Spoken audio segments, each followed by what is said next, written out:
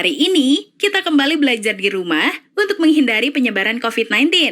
Kali ini kita belajar sains bersama Kak Herman ya. Ayo siapkan alat tulis dan bersiaplah menjawab pertanyaan. Kerjakan pertanyaan ini sebagai tugas dengan bimbingan guru atau orang tuamu ya. Sekarang mari kita simak pelajaran dari Kak Herman. Halo Sobat X Science, apa kabar? Kalian pasti pernah dong melihat ataupun mengerjakan aktivitas berikut. Nah, dari tayangan ini, dapatkah Sobat X Science menemukan persamaannya?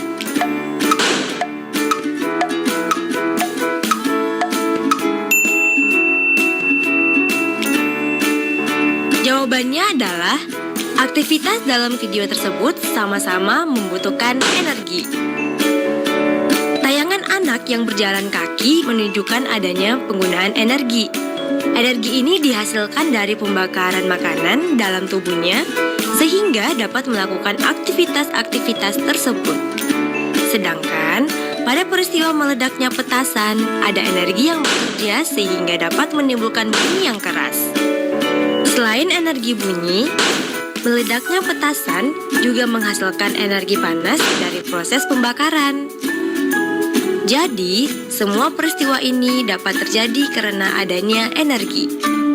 Halo Sobat X Science, jumpa kembali bersama Kak Herman dalam program kesayangan kita, X Science, Eksplorasi Sains.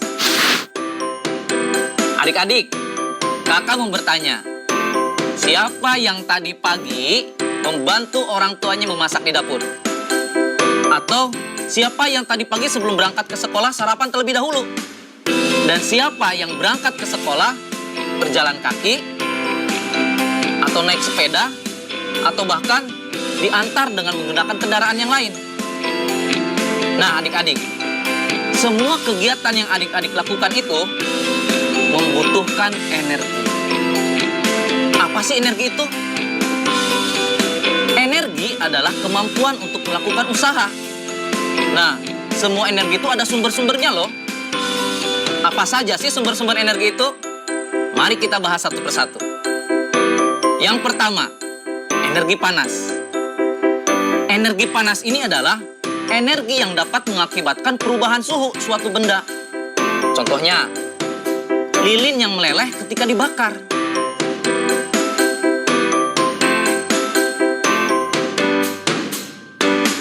Yang kedua, energi bunyi. Energi bunyi ini ditimbulkan oleh benda yang bergetar. Contohnya suara petasan. Atau adik-adik pernah dengar nggak? Ada halilintar ketika hujan. Itulah contoh dari energi bunyi. Yang ketiga, energi potensial. Energi potensial adalah energi yang tersimpan dalam suatu benda. Contohnya, ketapel yang talinya sedang direnggangkan. Atau busur anak panah yang sedang direnggangkan.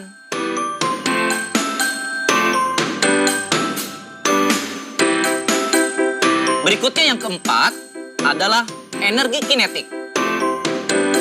Energi kinetik ini adalah energi yang dimiliki oleh benda yang sedang bergerak. Contohnya, kincir angin yang sedang bergerak. Kincir angin ini dimanfaatkan oleh manusia untuk menggerakkan turbin dan nantinya akan menghasilkan listrik.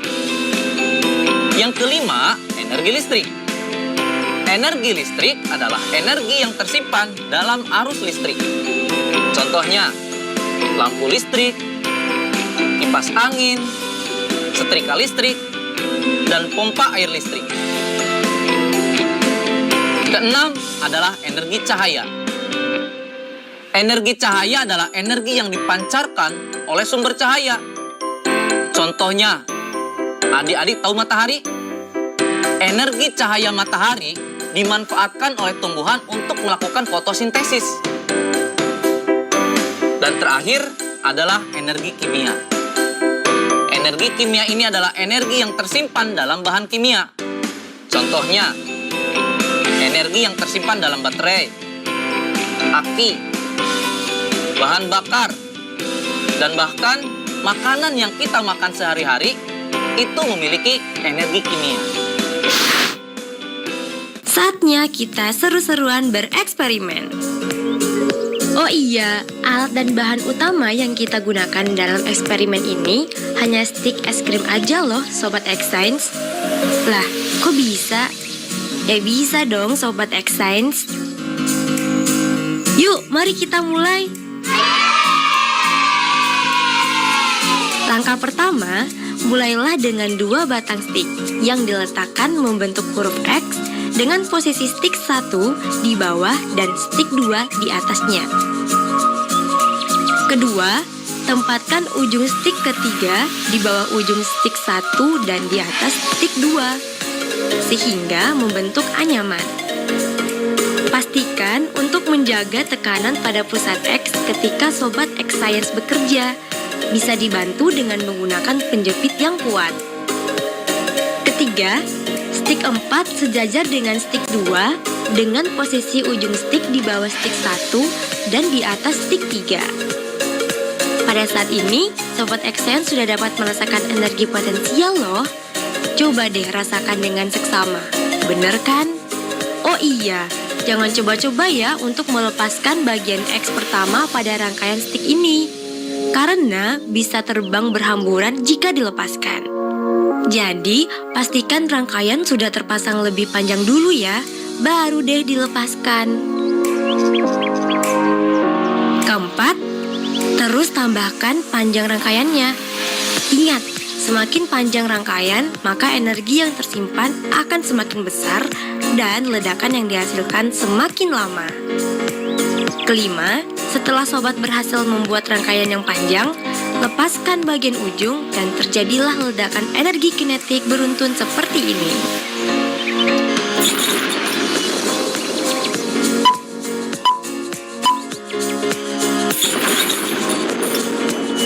Gimana? Seru banget kan?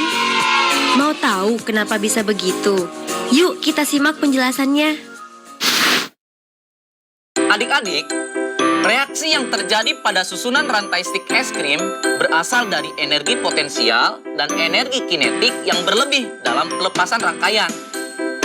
Saat kita membuat rangkaian stik es krim, hal yang kita lakukan adalah secara bertahap dan terus-menerus membangun energi potensial pada stik es krim.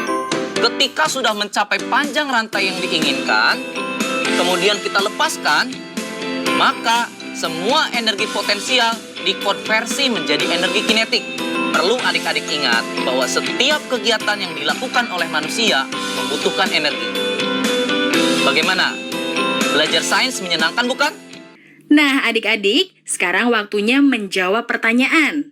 Pertanyaannya adalah, mengapa pemanfaatan sumber energi tidak boleh berlebihan? Dicatat ya, mengapa pemanfaatan sumber energi tidak boleh berlebihan? Jawablah pertanyaan ini sebagai tugas dan kerjakan dengan bimbingan guru atau orang tuamu.